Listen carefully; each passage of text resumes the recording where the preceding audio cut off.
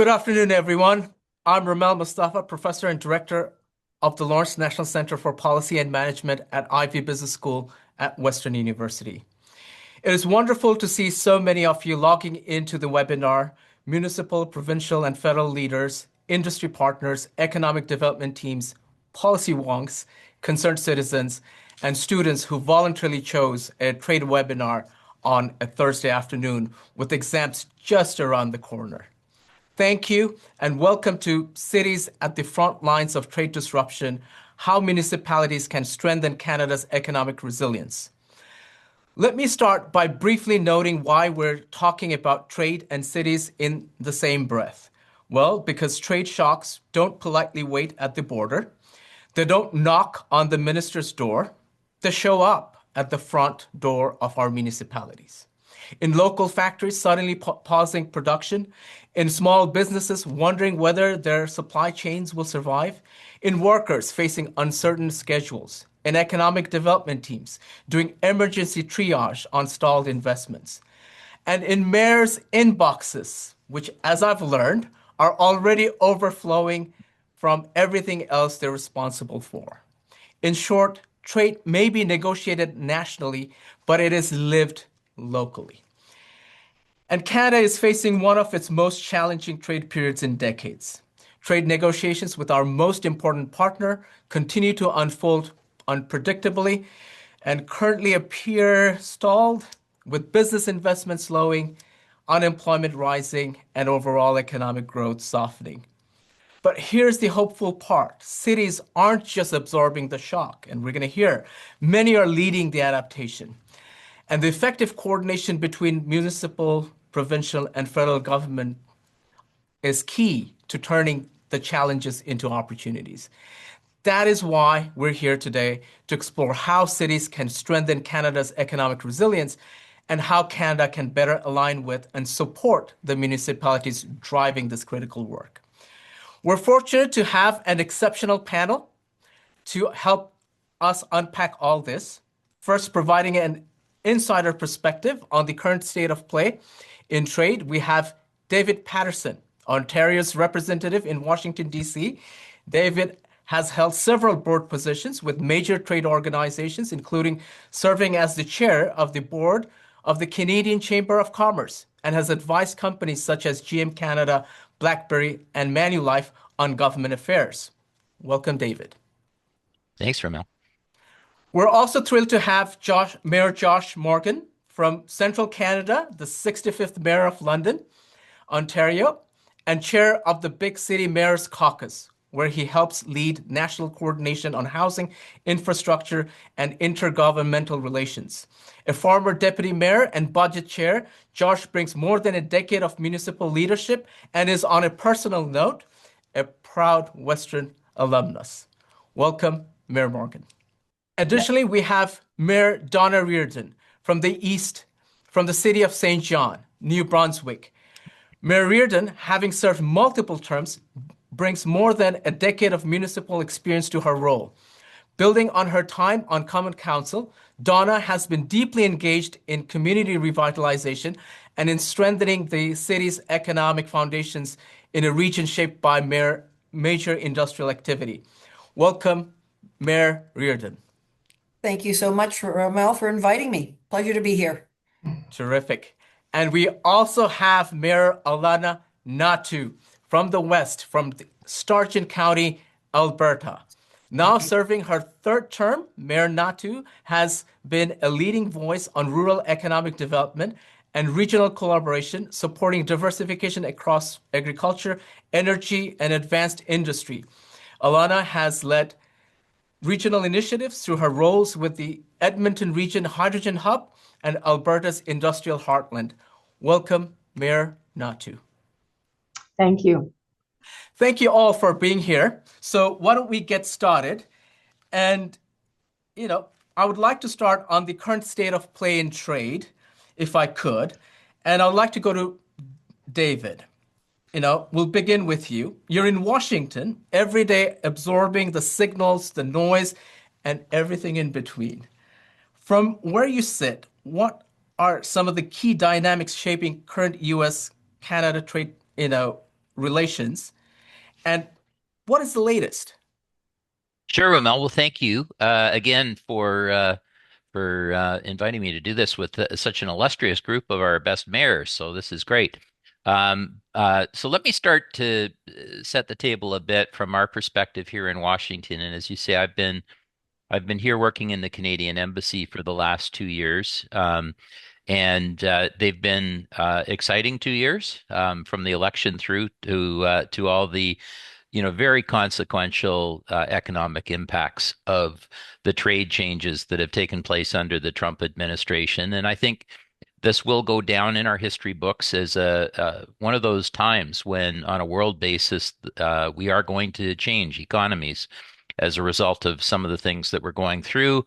And so we're working very hard on two fronts, both domestically at home in Canada, but also here in Washington, to make sure that we get through this time period as well or better than anybody else. And I start off by saying I'm a very optimistic fellow, but I do feel confident despite all of our worries and all the very real impacts that we see. I come from a business background for 30 years, and I can tell you when you go through layoffs at a company, as we've seen some of the changes in Sault Ste. Marie this week, some of my old beloved auto sector changes. These are really hard things to go through. So we'll talk a bit about that.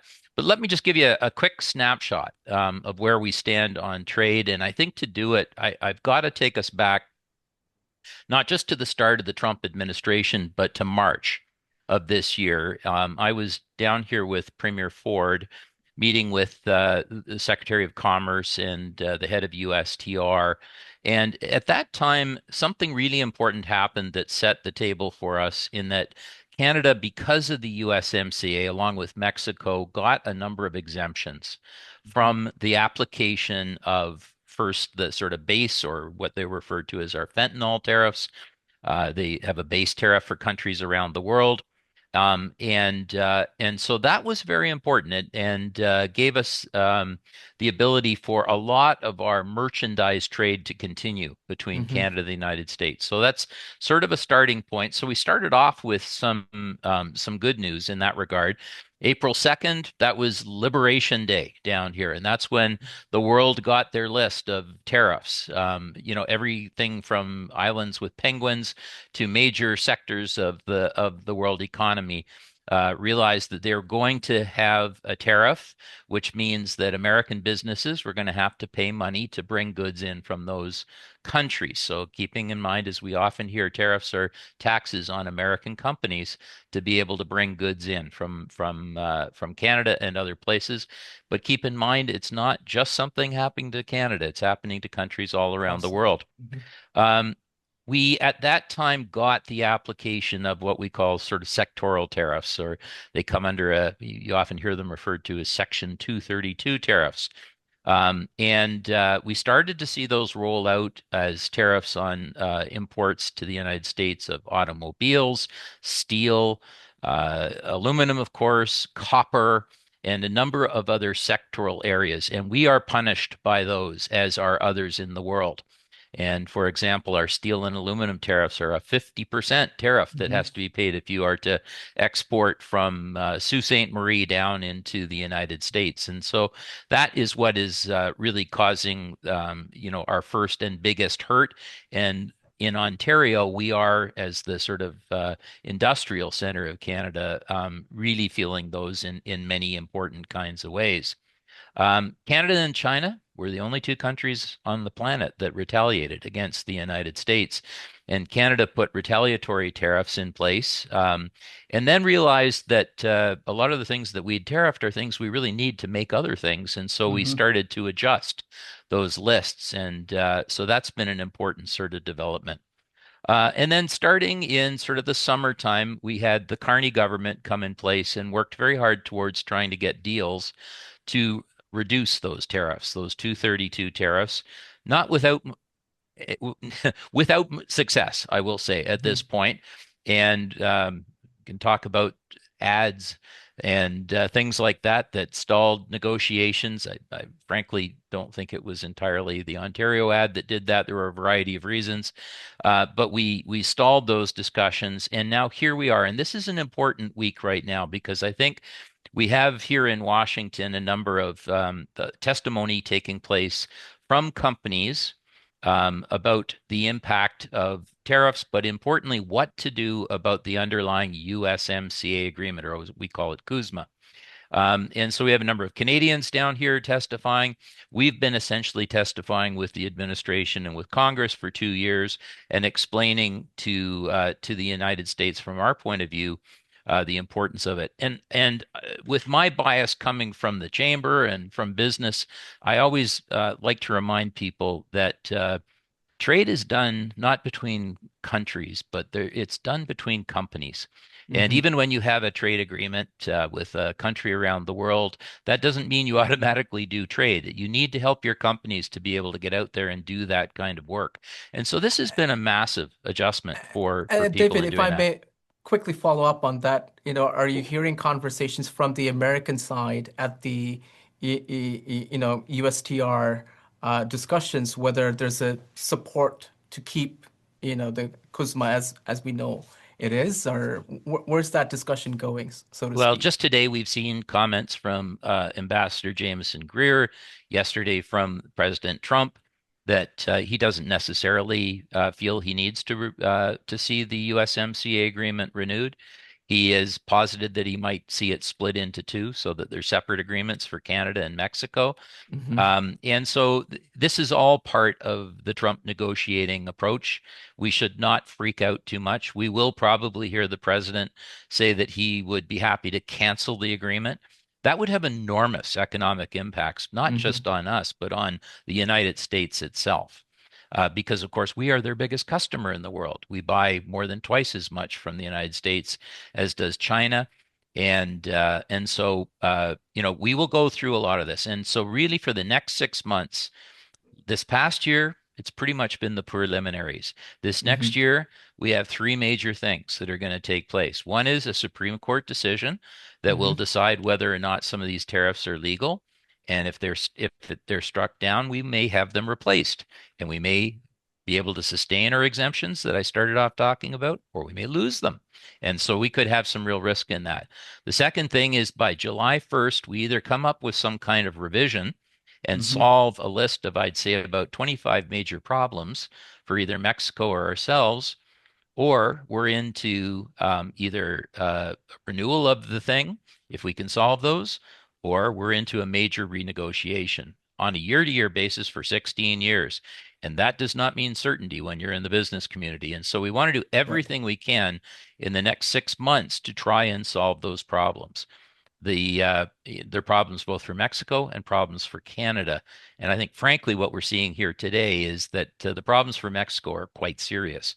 Hmm. And so it's not going to be an easy 6 month period, but we'll go through Supreme Court decision, we'll go through that 6 month discussion, and we may well find that Congress starts to reemerge with a role in making decisions on all of this. And so there's no particular certainty, but we should, I think, still come to this with confidence. And the reason for that is the Americans need us. They need us as their biggest supplier of key things, from everything from nickel and electricity and aluminum, and they need our market.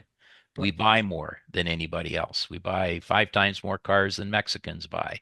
All those types of things are important too. So I'll put a line under it there as a bit of a start. No, that's terrific. And, this really lays out the foundation in terms of where things are. I'm wondering from your vantage point, looking at, the role of Canadian cities in engaging with their counterparts and how we can, mobilize in ways that becomes effective in terms of building that relationship. Well, Mel, I think you used the magic word there, and that is mobilization. I think we're shifting right now from a stage of education and helping people to understand the importance of the Canadian economy to now mobilizing. And the question is, who could you mobilize to have the most positive Right. impact? And I think the answer to that is Americans, and in particular, American businesses. in terms of them seeing their self-interest, their assets in Canada, their market in Canada, and wanting to continue to have those benefits. Americans talking to Americans is going to be the most effective lobbying tool that we have down here. But every municipality has relationships with their businesses. Hmm. And those businesses have customers in the United States, and they have suppliers in the United States. And we have sister cities, and we have all kinds of relationships right across the United States. So, my opinion is the best thing that we can do is to have dialogue with our American friends and help them to understand the importance of trade with Canada. And they all have a vote. They all have a member of Congress. They have senators. They have House of Representatives, etc. And so I think I always say there's kind of four C's that we have to watch down here. There's the courts, as I mentioned. We have Hmm. to watch and keep engaged with the Congress. In particular, we have to engage with companies because we have so many of them that are all also based in Canada. And then the magic fourth is the cost of living. And if that cost of living through tariffs starts to make life difficult in the United States, I think we will have the ability to push ourselves into a more positive spot. Terrific. Let me draw in the mayors because I know all of you have been involved in cross-border advocacy.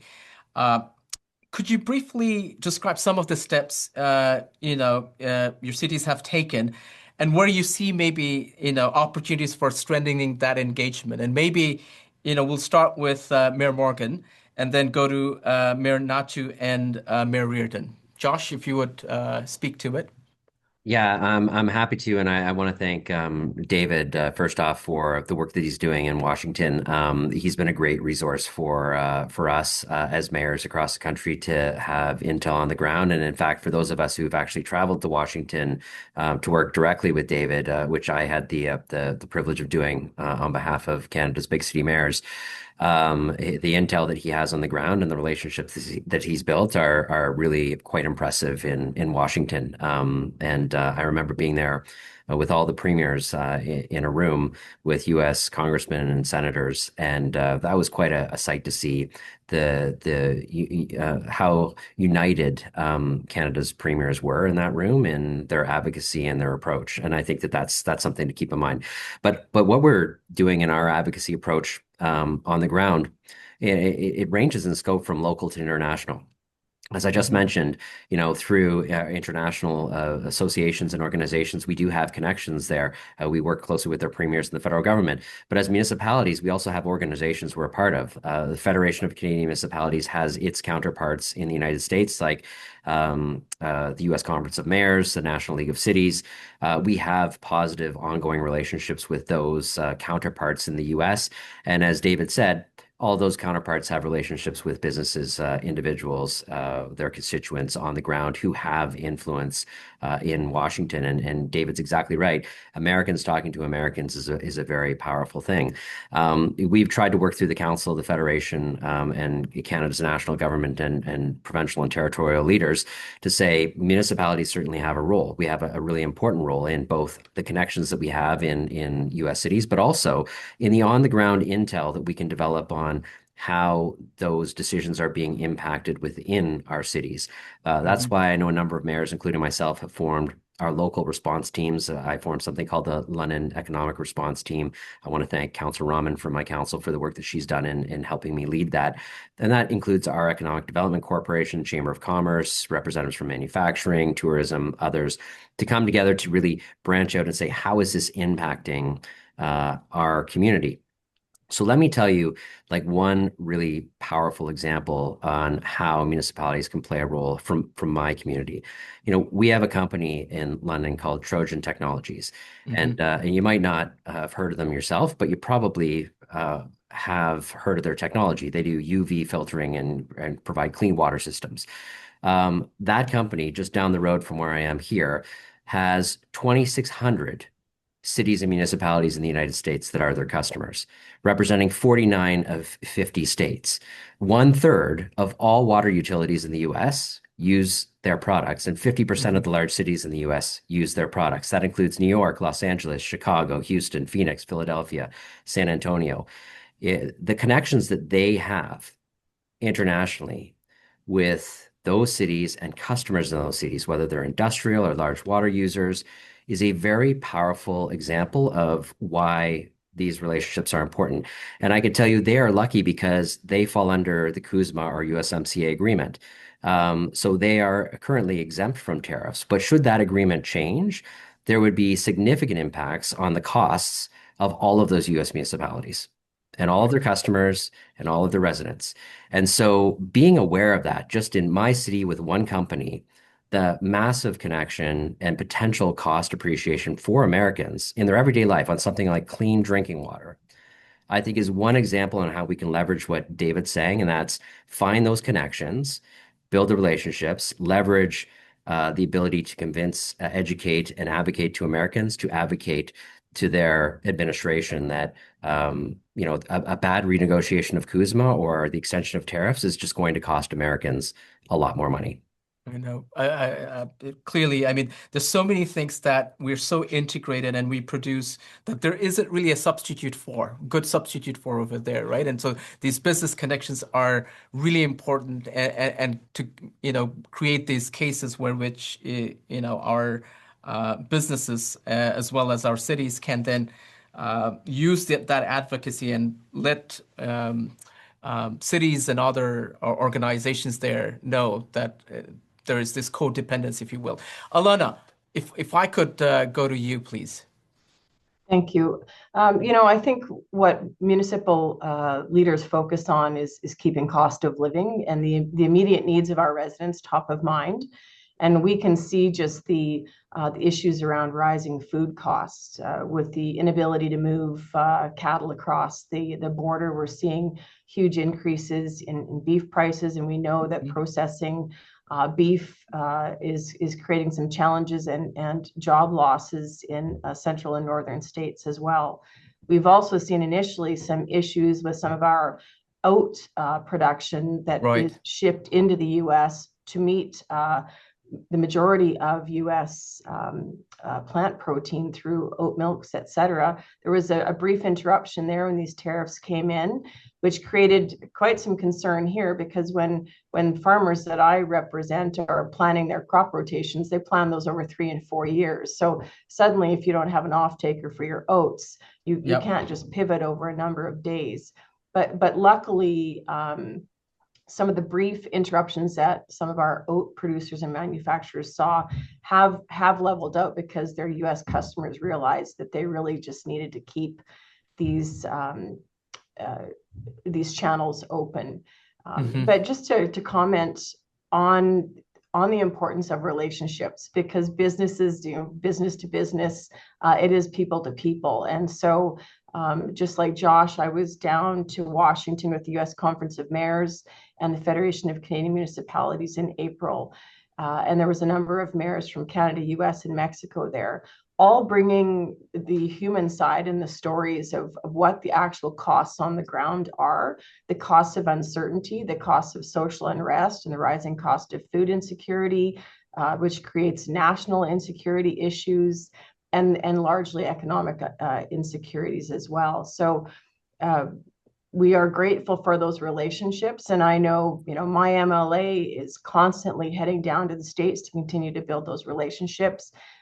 Many of the folks in Alberta have increased their involvement in the Pacific Northwest Economic Region, or PNWAR, which is Saskatchewan, BC, Alberta, Idaho, Washington, Alaska, Montana, Oregon, Yukon, Northwest Territories, kind of that Cascadia region, all getting together to discuss with both our senators, our representatives, our ministers. We invite businesses and mayors, and we really just focus on the details of those relationships and the facts on the ground, hoping that we can come up with the strategies to continue to advocate to higher orders of government so that the human costs are not lost when we just start having these very high level trade discussions. There are costs on the ground that we're trying to insulate our folks from and keep those relationships intact. So when this political cycle passes, that the relationships that have been built over hundreds of years don't pass along with them. Hmm. And there are costs on both sides, right? Essentially, which has, Absolutely, absolutely. remark substantive impact. Donna, from your vantage point, thinking about advocacy, right?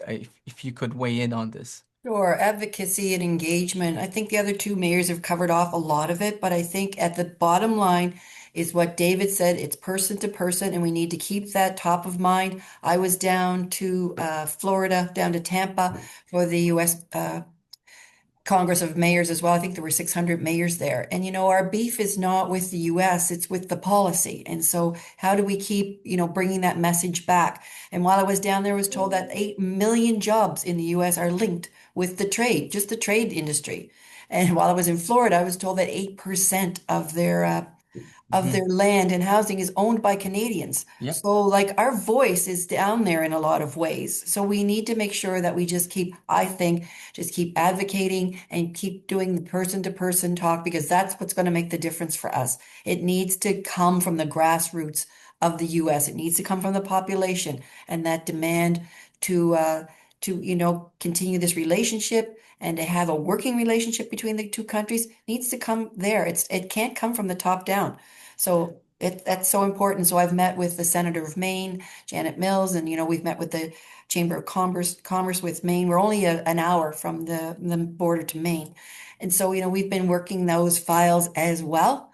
But I think it's like David said, it has to come from the grassroots, and they need to feel the pressure there. This is a long game, and it's not gonna, a lot of things won't happen. We're not gonna see a lot of changes until that grassroots population feels the impacts, and it's coming, but it doesn't happen overnight. It's a long game. So Indeed, we got to keep the efforts going to chip away probably the hard shell of the, what is it, tariff stubbornness, if you will. Based on your interactions with your counterparts across the border, do you feel like the relationship is strengthening? The conversations that you're having, are there sense you're getting like it seems like there's much more interactions that are taking place. I just want to get a sense of what you're hearing from the other end, if you will, from your counterparts, and we'll do it very quickly. Who wants to take it? Josh? Sure. I'll be clear that the reaction's been great. Mayors of American cities understand trade relationships and understand that the economic system that we've built up over the past number of decades is the envy of the world, and we're both greatly benefiting from it. To the point where the U.S. Conference of Mayors actually passed a supportive resolution, both Republicans, Democrats, in support of breaking down these tariff regimes that are being contemplated and established, and returning to a more free and open trade relationship, because they realize we all benefit from it. And there's a really interesting thing that I think it was the senator of North Dakota said. He said, yeah, I'm not on your side because I particularly have some fondness for Canada. He's like, no offense, I quite like Canadians. I'm on your side because it's the right thing for me and my constituents and my state. Right. And so that is a powerful mindset to have.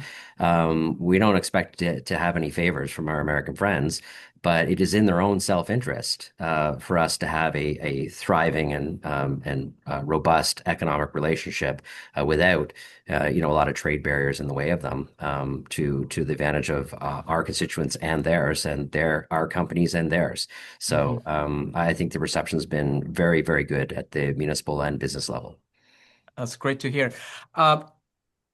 Thinking about the Team Canada effort, are there areas where, and I'll open it up for the everyone here, thinking about ways in which we could strengthen, the coordination across the levels of government, and have perhaps a unified narrative, in terms of the advocacy. Where are you guys on that front, if you will? I'll jump in there really quickly and say, I think there's nothing like a common issue, a big one, or a common problem. As they say, never waste a good crisis to bind a crowd together. And Right. that's what's really happening here right now. The message has been out. We're feeling it. We're understanding it. In St. John, we've got, all of this disruption it's the fear that it generates. It's the uncertainty that it generates. It stalls a lot of your plans because you don't know what's going to happen tomorrow. And so all of those things I think strengthen us.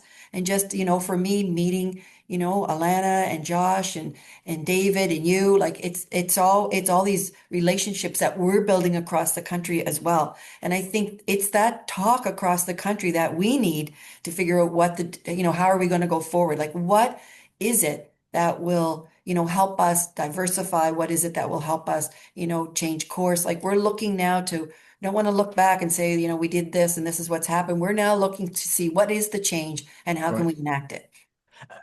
David, thoughts on that? Oh, it's interesting. I think that sometimes we overplay sort of the message. Are we all singing from the same choir book, etc.? I Right. think generally we are. There are many ways to kind of impress upon Americans how important the relationship is. You can talk about it in terms of trade statistics, and you can talk about this and that. Personally, I find that talking about American jobs that rely on particularly making things for Canada, or I can't make the things that I'm making for anybody without stuff I get from Canada. Right. And those million jobs or however many there are, whether it's by state or whether make the most impression on people.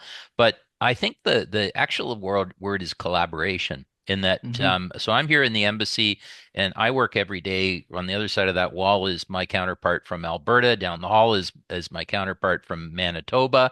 My counterpart from Quebec, Benjamin Belair, is a great friend. He's just down the street. And, we're all out and we meet every week or two to compare notes. Who have you been talking to? What are Right. you hearing? And so, and every once in a while, it sort of amuses us. People say, well, it doesn't seem like, Alberta and Ontario are coordinating. Well, we're coordinated down here, I'll tell you. We're all doing the work.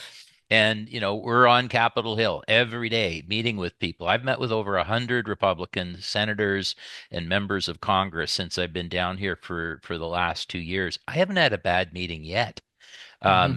Our message is good, but you got to show up and you've got to make sure that you take the time. And if you ever have doubt, oh, should I make that call to somebody down in that I know in the United States? Yeah, make the call. Very good. Uh, why don't we shift gears a bit from advocacy to, talking about ground realities? And I know, Donna, you were already opening that up, from the mayor's point of view, right? You're seeing trade disruptions play out in real time, essentially, right? So, Donna, if I could go to you, what are some of the most visible signs that global trade disruptions are becoming local challenges, from what you're seeing? And then, we'll go to Alana and Josh. Well, I guess for us, so I'll just back up to when this all started. And the headline was St. John, New Brunswick is the most trade impacted city in the country. Hmm. And, that came from the National Chamber of Commerce. And so Yep. all of a sudden, like everybody was, like the sky is falling. And so how do I guess, what you say is reality a lot of times. So, how do we go forward with that? So it's that uncertainty, it's that fear, it's that it halts thing because you're like, should I buy a house? Maybe I won't have a Hmm. job next week. So a lot of things get stopped and stalled in your community. And so that's what the real impact that we have mostly felt here. We've got an oil refinery that's putting out 320,000 barrels of oil a day. We have pulp and paper here. We've got Moosehead breweries here. We've got Crosby molasses here. We've got aquaculture here. So we do have a lot, and we had the highest GDP per capita. Now we're only a small city of 80,000 people, but we had $81,000 per capita. So it kind of, it's not huge for numbers globally, but per capita it was. So, it was, like I said, it created a lot of fear in the community. And that was a real issue for us. Hmm. Josh? Alana, Thanks. and then Yeah. Alana we'll looked go like to she Josh. wanted to jump in. I didn't want to get Yeah, in yeah, front of her. please. We're seeing some local fabrication shops seeing increased project cancellations. We're seeing the cost of steel putting some of our mega projects certainly not at risk of cancellation, but certainly slowing the roll on some of those major investments just because of the management of increased cost. And we're seeing just this further uncertainty also creating challenges with increasing investment capital. We also have interruptions in those long-term relationships where people were expecting and planning and investing for growth in their business, and then their customers went away overnight, or the cost of the retaliatory tariffs made some of those cross-border exchanges uneconomical. And so you've lost out of a season of business because you couldn't bring out in the regular commodities that you would have been. We've also talked to some fabrication shops who, because the retaliatory tariffs, stopped importing certain items, and now they're actually looking at manufacturing those items themselves. So there are some permanent changes to those trade relationships that will just never go away. And that is unfortunate because we've had just such a symbiotic relationship over many years. I'd say the upside is there's a certain resilience being built into some of our businesses, and I think many Canadians have been woken from this passive position of just accepting the easy trade partner, and now are actively looking to diversify, and so we're supporting our businesses here in finding new customers. Yeah, we definitely want to come back to how cities are responding to it. But Josh, in terms of realities, ground realities, if you could speak to it. Sure. I know there's obviously impacts in my city, and I'm going to talk about Southwestern Ontario in just a second. But I can tell you the pitch that I make to and have been making to people coming and investing in our city. We're a city in Southwestern Ontario with access to two Great Lakes, our own electrical utility. We can supply, consistent and reliable water and electricity, and we're well positioned along, the 401, 402 to have great access to the U.S. market. Like it's been our pitch. And so this is very disruptive to the companies who have come here with part of their business strategy accessing, the global North American market. And so I would echo what my colleagues have said. It has paused a lot of investment, and it has paused a lot of expansion because we're a very fast-growing city. Expansion plans and business activity. I would say though, if I were speaking about Southwestern Ontario, which within a 2-hour drive, we have millions and millions of customers. There are cities like Windsor and my colleague Drew Dilkins there who are highly impacted because of their dependence on the auto industry and the number of times an automobile crosses the border back and forth through the manufacturing process. Those sorts of tariffs have been highly disruptive, and even the threats of additional tariffs have created significant a slowdown of business investment and business planning. And it goes back to what I said. If you have this really robust, open relationship, people invest freely. They do so with confidence, and they do so vigorously. When you have uncertainty, everybody slows down and plays the cautious role because no one wants to deploy their capital in an ineffective way. And that's caused some significant issues within Southwestern Ontario because of how great a position we have to access the U.S. market. And many companies have taken advantage of that. Yeah. And there's also that spillover effect from, the affected cities to other cities within Western Ontario. I want to stay with you, Josh, and, thinking about, in terms of responding to it, some of the actions and building resilience. And you talked a little bit about, the London Economic Response Team, right? If you could tell us a little bit more about, how the city is responding to some of these challenges, and maybe one or two, actionable ideas that are helping navigate some of the businesses and communities, if you will. Yeah, well, forming the local response team has been quite helpful for on the ground intel in a couple of ways. One, we have a much better sense of our connections within cities within the U.S. to try to forge those relationships and do all the things that David and others have talked about. But two, understanding where our costs and vulnerabilities are on what the Canadian government does, and that's counter tariffs, right? If the point of a counter tariff is to shift supply chains back to Canada, if there aren't the ability to change quickly, all we're doing is taxing Canadians in response to Americans taxing themselves. And having the response team and the information there has been very helpful to feed information up to the federal and provincial governments to say, you may be considering counter tariffing this area, but we don't have anywhere else to go, so that's not going to help us, right? And I think the federal government has been very responsive in listening to that and being very strategic where they counter tariff. Because let's say if I can only buy fire trucks from the US, it's not like I'm not going to do that. And so, why tariff that, right? It's only going to cost us more. It's not going to help the situation any. So that local intelligence and response is both great from the advocacy with Americans' point of view, but also feeding up on behalf of our businesses and municipalities up to our Canadian authorities on, how to be strategic in our response to this and where we might need assistance and help and where we might need to avoid counter tariffs in the short term because supply chains don't shift very quickly. Terrific. Alana, from your perspective, thinking about building up resilience, and if there are, instances where, potential trade disruption led to even opportunities, if you will, right, within the city, and some of the actions that your city has taken, if you could elaborate on that, that would be terrific. Yeah. Well, what we've done is simplify our procurement access as well, just to try to shift to buy local. And we certainly would appreciate if the federal and provincial, and grateful to see budget 2025 talking about buying Canadian. We just really do hope that is actually something that takes place to be able to make up for that lost market share and to simplify those procurement processes, both at the provincial level and at the federal level.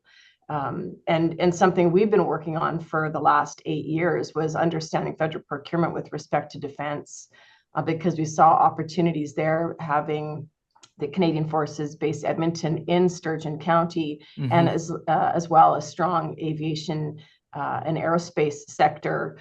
And also with the shifts we've seen in oil and gas over the last few years, we know that there are skills from the energy sector that are transferable into aviation, aerospace, and defense, and as well opportunities around advanced material manufacturing. So we were working on that when a lot of other folks weren't. And of course, as we've seen, the increased spending towards defense has really now changed the trajectory of some of that foundational work that we had done over the last few years. So we're working on developing those markets. We know most of that good work that happens around defense spending and ITB credits gets deployed in Ontario and Quebec.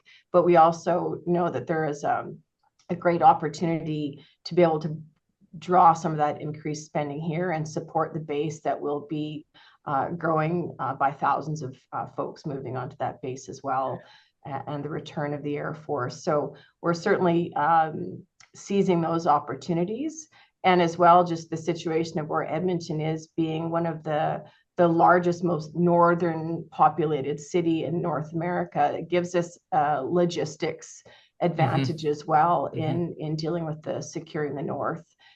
Which is certainly a priority for us as well. So those are just some of the opportunities that we're working on. And as well, what we've continued to do and double down here is just networking with businesses on the ground. We do a lot of supply chain forums where we get local businesses to come out and explain what they do, so that they can start to replace some of their maybe international trade customers or US customers with local customers.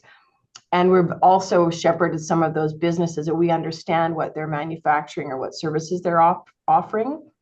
And if we see some potential relationships for them to adjacently move into the defense and aviation or aerospace or machine repair and overhaul sector, we're opening those doors for them and helping to build those new relationships.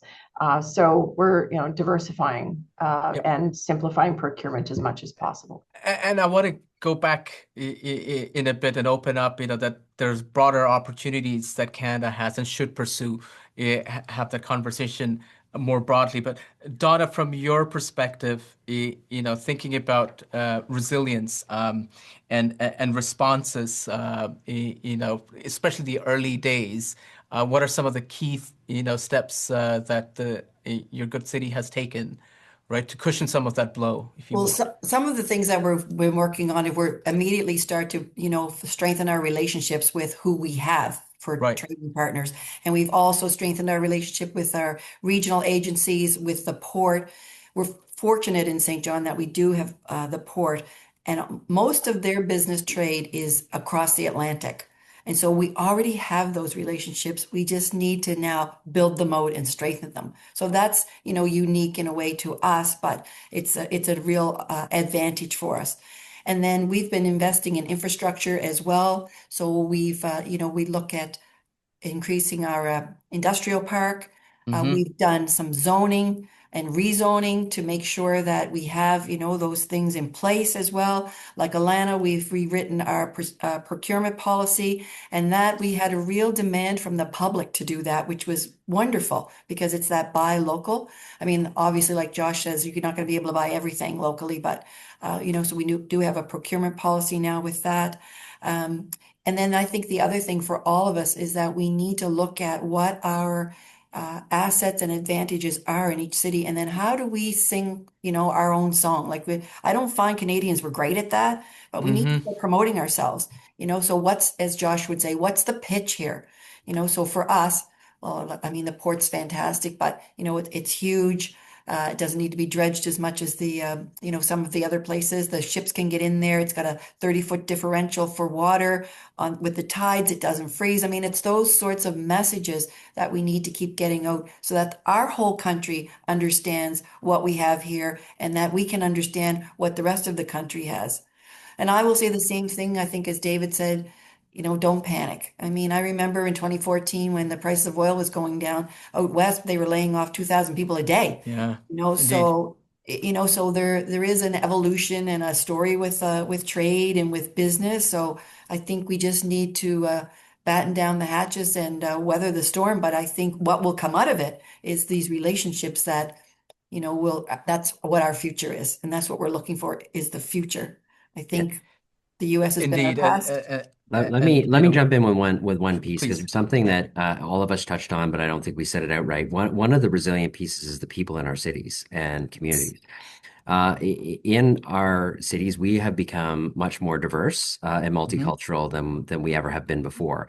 And those communities have business and political connections internationally in a way that is a massive competitive advantage. And one of the things we've taken advantage of is leveraging the different cultural communities within our city and people who have come from different parts of the world recently who maintain those business and political connections to try to leverage new supply chains and even selling opportunities with parts of the world that we haven't seen. One of the things we did with our Economic Development Corporation is we tried to leverage Right. how we support international entrepreneurs who have come here to try to foster them being able to start their own businesses. But with that comes the connections that they bring of other businesses in other parts of the world that is a massive advantage to us at a time when the U.S. is going in a different direction on a number of things. There's this real competitive advantage in the people who live in our communities and the people across Canada and the connections that we have globally. That is a great asset to our resilience as well. Indeed, great asset. And the other point is that, we need to be champion of ourselves too, right? And that we have so much strength to build from. And maybe that's where I want to take the conversation, thinking more broadly first, national opportunities, and then think about more regional opportunities here. David, from Washington, you see both, vulnerabilities and possibilities. I want to focus on opportunities. From your vantage point, what are some of the, opportunity you see that Canada can unlock its potential, and why is it so important at this moment? Set us up from your perspective. Well, a little bit of context that I like to remind myself of when, you're in the trenches and you're fighting these sometimes frustrating trade battles down here.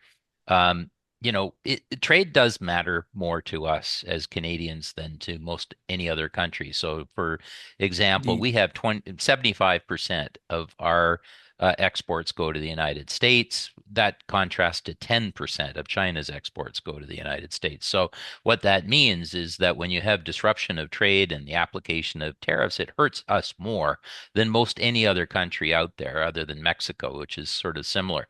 So it matters because it's very hard to pivot away from a market that is so big. But here's the flip side of that that I think is important to remember as well. And that is in our economy, the export of goods is only a quarter to a third of our Hmm. GDP. And so what's in the rest? And so the rest is our local economies, the work that we do with each other. It's and not just exports to other areas, but it's all these other industries. And what really strikes me here in the United States is that we're not only going through this incredible disruption of world trade, and I think tariffs are going to be with us for a long time. It's a big change from 1945, and this will be a time we remember. But it'll also be the time we remember for artificial intelligence. It'll Indeed. also be the time that we remember for defense. And a very significant, the biggest change in defense spending in living memory for me in Canada. And this is also a time when critical minerals are going to be absolutely essential, not just because China is cutting them off to the United States, but you can't make batteries and you can't make drones and you can't make all kinds of motors without things like rare earths. And we happen to have them all. We're blessed with geology, and the United States is not. And so all of these things make a big difference. It's another statistic out there that my old CEO, who's not so old, he's younger than me at BlackBerry, used to remind me all the time, and that is that almost 90% of the value of the S&P 500 now is made up of companies that their only asset is intellectual property. They are intangible companies. And so the world is changing into one that is very digital, one that is based on owning ideas and the ability to move that. And I'll tell you, it's a lot easier to move an idea around the world or a digital idea around the world than it is to move a big chunk of metal. And so those opportunities we are very good at. We like to pat ourselves on the back and remind ourselves that we were at the birthplace of artificial intelligence, but we need to keep on it. And what we need to do is make sure that we help our companies to add value in the things that they do. So we're not just providing a raw material, but we're building something, we're adding some value. And that is an enormous opportunity. So I say that because our mayors often live in towns that have some of our best universities. They have Hmm. accelerators. They have things that help our companies to do that. And I think this will be a time when we look back at it, we'll remember, oh, yeah, there was the trade thing, but it was also the time that we embraced new types of digital trade. And I think that's what I will find most exciting at the end of the day. Indeed. Having that stronger backbone, Canadian backbone economy, in part driven by digital economy, that also helps in your trade negotiation, perhaps, with the US and even other countries, so to speak. It's one of the big things on the list. If you look right now at what is grinding the European Union ability to get their tariff reductions down, it's digital services. And we've actually made some moves in Canada to remove a major irritant between Canada and the United States in our digital services tax. Some Hmm. may have different ideas or opinions on that.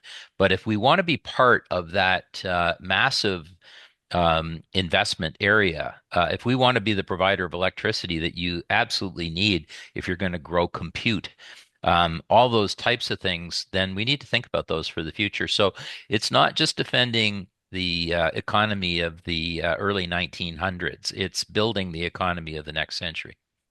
Indeed. Why don't I draw back in the mayors because you're seeing also shift in your regional economies. What are some of the opportunities you're seeing in that place within your region? And then, how do we unlock those, opportunities?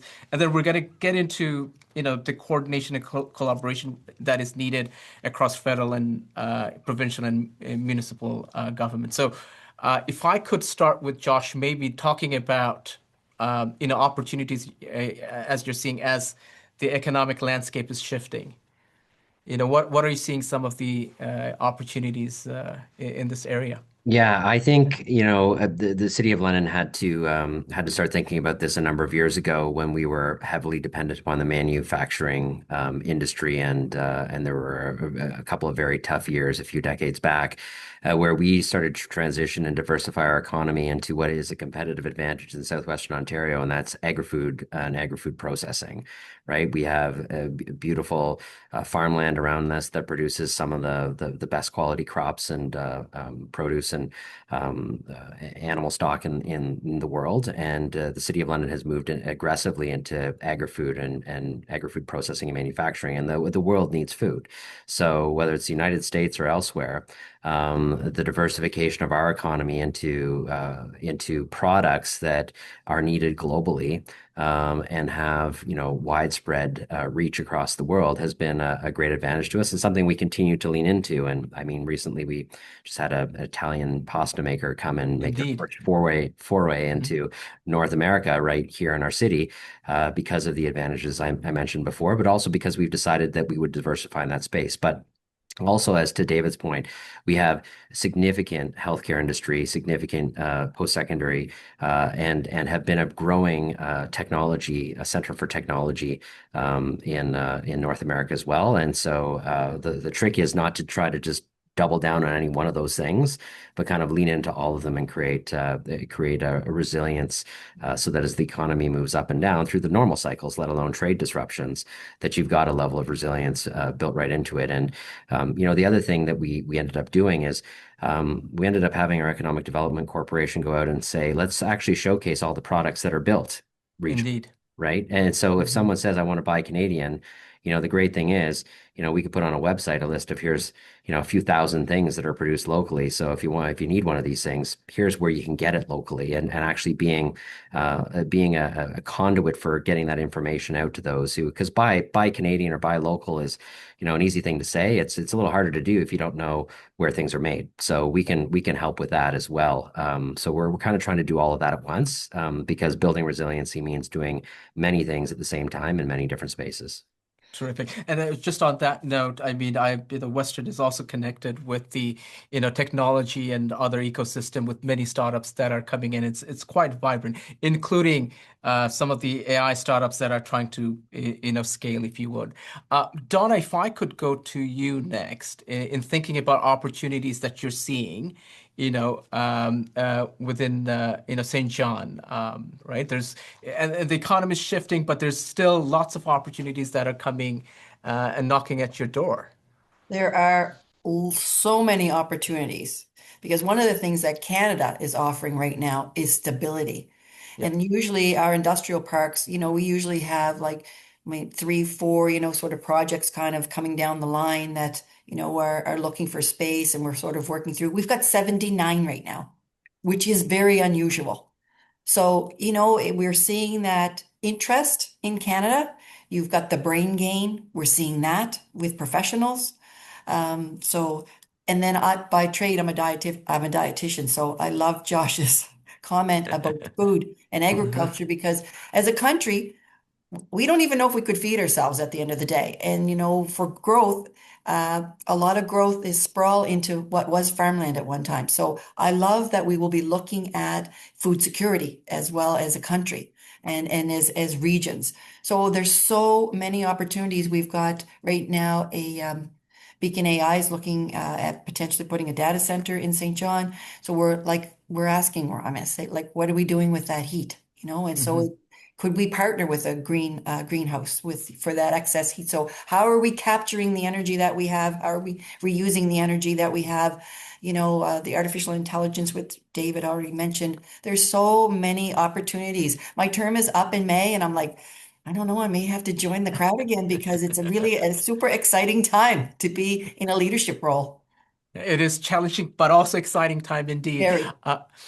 Alana, you already started this conversation, and procurement was an important strategy too. So if I could draw you back into thinking about broader opportunities that you're seeing, and then maybe also thinking through what's kind of coordination and across federal and provincial governments that would be required, maybe some actionable ideas that would really help move things forward. Right? There might be a lot of good ideas, but then really we have to get things moving and scale. Yes. Well, and Budget 2025 did have a trade impact program, but as we've seen with some of the other even export programs, they're often difficult to navigate or overprescribed. So I guess again, simplifying some of the processes and trying to get some dollars into those trade programs. In speaking with some of our local manufacturers, they even spoke about the need for incubators, for manufacturing incubators, so you can get some thought leadership and a place where you have people coming together to be able to arrive at the very best product. And I would also say just what Alberta's learned through the commodity price of oil and gas fluctuating, the best thing to do is add value. We should not be exporting raw commodities. We need to add the value here and export a product that's either half finished or all the way finished, and whether that's an energy product or a food product. Because the minute you export an ingredient, you insulate yourself from the risk of having a specific commodity targeted for sometimes political purposes. Sometimes it's a blight or something to do with the canola or something. But if it's an ingredient, it's an ingredient, and so you just insulate yourself from both trade issues, but also you've added some value here, so you're not directly affected by those prices when they change in market.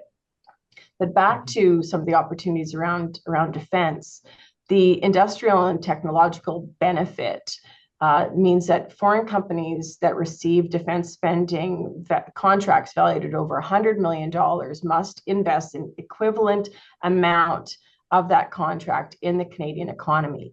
And you can also get force multipliers if you have Indigenous involvement. So I think this is a real opportunity for us to step into, how to wisely spend that $60+ billion that we're going to see come into the budget over the coming years, but how to also work in some economic reconciliation through that, and truly lift up all of Canada through some increased manufacturing here, value add, and as Donna said, food security. We learned a lot of lessons through COVID that I think we also quickly forgot, and so potentially this trade disruption here should remind us that we do really need to have food security here, and interprovincial trade as well, so that we can move those commodities easily from one side of this country to the other.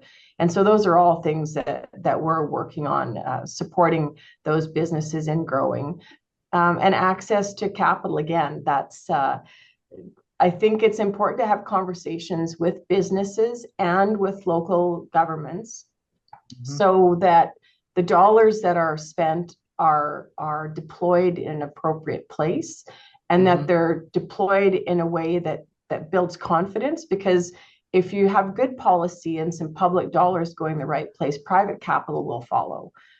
And so those are all things that we're trying to flesh out here. And indeed, if you have a business case, right, that there's a strong business case, private capital would follow. What I'm hearing is that there's a need for an action plan, in some of these big ideas around defense, AI, and other areas that the federal government has, Yes. earmarked in the budget. And that action plan needs to incorporate, the views and perspectives of the local, municipalities, etc., right? In order to bring it to, into the front, Yes. so to speak. And as well, I think another ingredient we need to add, which might be counter to how Canada has historically, or with loss of productivity, maybe become complacent, is we need the speed of relevance. Yep. And we need to ingrain this sense of urgency around trade to be able to be more competitive both at home and abroad. Terrific. Donna, quick thoughts in thinking about both the the federal provincial government in coordination with municipalities and thinking about really unlocking some of these potentials, if you would. Well, I think for us, it's the same story. There are barriers that we have provincially and that's within our own legislation for us. So, just to have an electric company, I'm trying to get my electric company here, incorporated, and it's initial legislation is from 1922. So things have changed a little bit since then. So I need the support of the province to get some of these things, to get this lift. So Hmm. for energy, for those sorts of things, and it's those barriers. And so how do we go forward? And even with rezoning locally, Hmm. when we looked at the legislation says that the public hearing is designed to hear opposition. And so right away, we're asking for that opposition. And for cities, municipalities, if we are going to grow and do these sorts of things, we're going to have to do it. And people are going to have to come on board with it. And I know like life has been quiet for the last 80 years and it's just puttered along here, at least for us. But now, like, we need to step up to the plate and we are really going to need to become more business savvy, more business minded, and to increase those relationships that we have. We need to make sure that we have the land for industrial parks. We need to make sure we have those things, and we need the help of the province to get that work done. And Josh, quick federally, thoughts. I'm sorry, go so ahead. well, I was just going to say federally, I mean, we've got everything here. I've got for defense, it would be amazing to have, we could do shipbuilding here because there is a shipyard here. So there's lots of things that we could be doing. We need the plan from the feds. We need to see, what does the federal government see as a plan for the country? And then Hmm. how do we build out all of those pieces together as a country? That's what we need. So it is that collaboration, it is that cooperation. And then, like I said, the municipal governments need to get on board with it as well. Hmm. Josh. Let me say we don't need the plan. We need to shape the plan, and we need to be at the table in the shaping of the plan. If you think about everything my colleagues have said and how impactful municipalities can be on the ground, good policy is made and good decisions are made when you engage those who have a really good sense of the on-the-ground impacts on how policies come into play and how they play out on the ground. That means when the federal and provincial governments are getting together to talk about international trade, even though I fully understand that that is not within the municipal sphere of jurisdiction, certainly we can be an exceptionally critical partner at the table to provide intel, feedback, and execution of federal and provincial policy, which means when the Council of the Federation meets, from time to time, municipalities should Hmm. be invited to be at the table to share their thoughts, share their feedback, and be there to help implement that cross-government coordination across the country. And that includes municipalities small and large, because we can all be impactful in this approach. I think this is really critical, is to not just know what the federal plan is, but be there to help make sure the federal plan is an excellent plan that all provinces and all municipalities can get behind and be executed really well. And we do that best when we work together. And part of the thing, if we want to talk about nation building, part of the thing that this is a huge opportunity to do is to bring us closer together. I think just the geography of this country has caused us to have, more north-south relationships in different parts Hmm. of the country than east-west. And yet we have so much in common. And one of the ways to break that down is to plan and build together with all partners at the table. And so I certainly don't think municipalities want to get in front of things that are in our jurisdiction, but we want good policy to be made, and we want to be good partners to help not only develop that, but help it execute it. If you think about all the ways we partner today, I mean, 60% of the infrastructure in this country is owned by municipalities. And so we are Hmm. a natural partner on all of the things that we need: infrastructure, housing, business development, community growth. So we need to be at the table for this. And I think that that's because we have so much to offer. So. David, your thoughts on the coordination and collaboration? I just I love what Donna, Lana, and Josh have just said, because I think it's right, and I think that in particular, you're closer to many of the businesses than people are in higher levels of government. Yes, I know sometimes big businesses are working with the federal government, getting big supports and stuff, but you see more of them. You see more jobs. Hmm. And that's what we're trying to protect here. And that's what we're trying to grow in our quality of life, coast to coast and coast. And so, I think that knowledge, I know I'm sort of always coming at things from the perspective of the employers that are out there, but they play an pretty important role. And if you can be their voice and you can help them, in Ontario, we have um, some funds that have been provided to help people pivot their businesses. We have funds that help them when they're in dire straits and they need financing to keep going.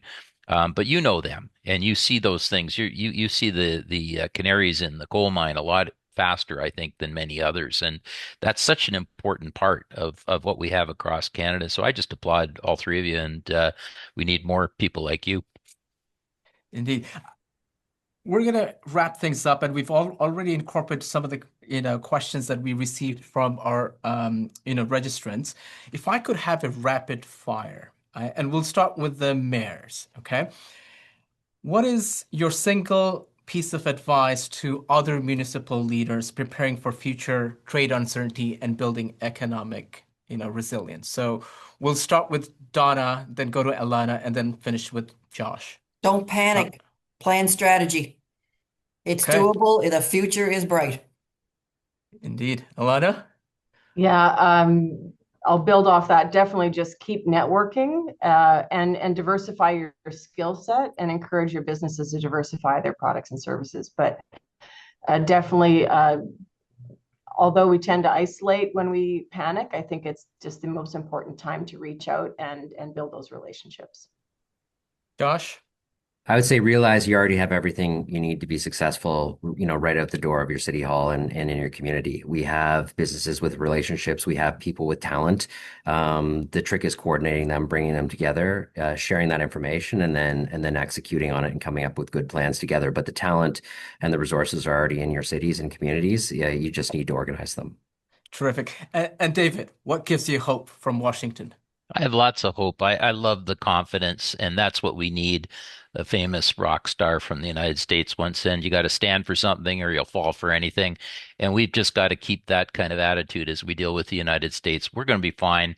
We got what they need, and let's just execute. Terrific. On that note, thank you, David, Alana, Donna, and Josh, for all your insights and actionable ideas on trade advocacy, building community resilience, and even unlocking new opportunities here in Canada. Cities are where trade disruptions become real, but they're also where innovations, partnerships, and new opportunities begin. The front lines of Canada's trade future run through London, St. John, Sturgeon County, Windsor, Surrey, Halifax, and hundreds of other communities across the country. If there's one takeaway from today, it is this: a resilient Canada is built from the community up. Cities are not just responding to trade uncertainty, they are shaping Canada's response. Local leadership must be part of national economic strategy. Let me leave you with one final thought. There is no scenario in which Canada thrives in the decade ahead without strong, empowered, well-supported municipalities. The work you are doing persistently and often under enormous pressure is building the economic foundations this country will rely for years to come. In closing, I would also like to thank our partners for bringing this event together: the City of London, the London Chamber of Commerce, London Economic Development Corporation, the Excellence in Manufacturing Consortium, EMC, the London Small Business Centre, and of course, the Federation of Canadian Municipalities. A recording of this session will be shared with all registrants, and you will be prompted to complete a short survey as you exit the webinar. Thank you to everyone who joined us today. Let's keep this dialogue and this work moving forward. Strong cities build strong economies. Canada's trade resilience starts here. Have a wonderful afternoon, everyone.